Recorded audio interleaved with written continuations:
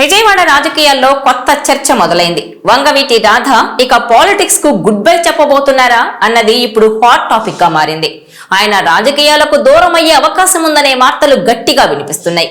ఆయన అనుచరులు కూడా ఈ విషయాన్ని కొంతవరకు అంగీకరిస్తుండటంతో త్వరలోనే అధికారికంగా ప్రకటించొచ్చని రాజకీయ వర్గాల్లో చర్చ నడుస్తోంది. రంగా వారసుడిగా రాజకీయాల్లోకి అడుగుపెట్టిన రాధ ఎన్నో అంచనాలతో ముందుకెళ్లినా ఆయన రాజకీయ ప్రయాణం అంత సక్సెస్ఫుల్ గా సాగలేదనే చెప్పాలి.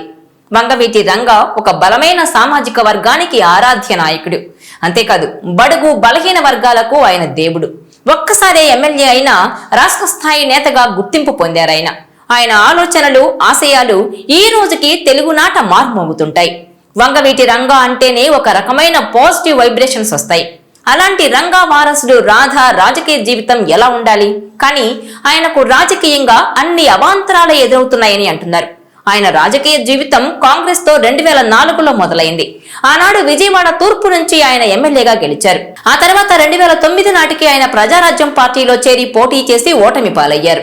ఇక 2014లో వైసీపీ నుంచి పోటీ చేసి ఓడిపోయారు.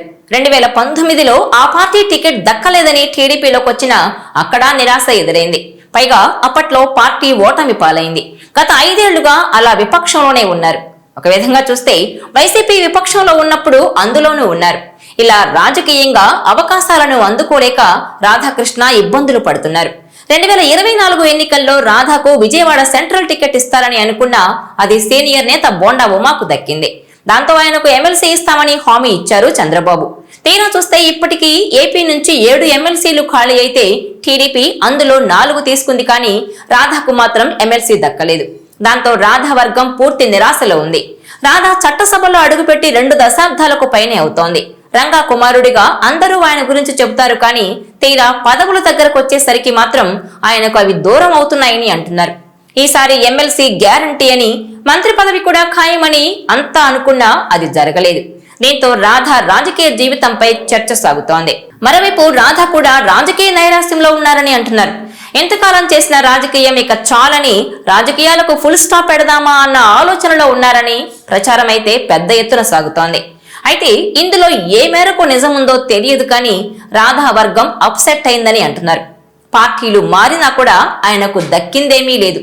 కానీ నిలకడలేదన్న ముద్ర మాత్రం మిగిలిందని, మరోవైపు ఆ పార్టీలకు వంగవీటి బ్రాండ్ అందించినా గానీ ఆయనకు ఒరిగిందేమీ లేదని అంటున్నారు.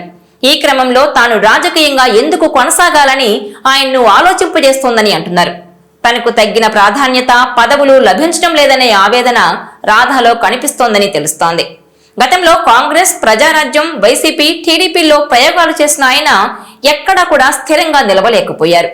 దీని ప్రభావంతో ప్రజల్లో తన ఓటు బ్యాంకు కూడా క్రమంగా దూరం అవుతోందనే విశ్లేషణ ఉంది.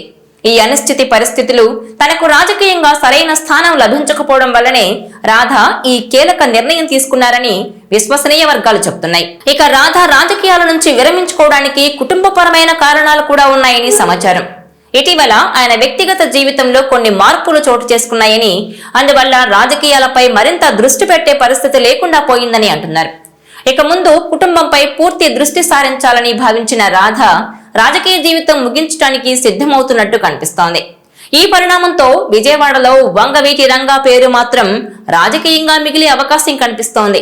రాధ రాజకీయాలను వదిలేస్తే ఆయన అనుచరులు ఎటువైపు వెళ్తారనేది ఇప్పుడు ఆసక్తికరంగా మారింది.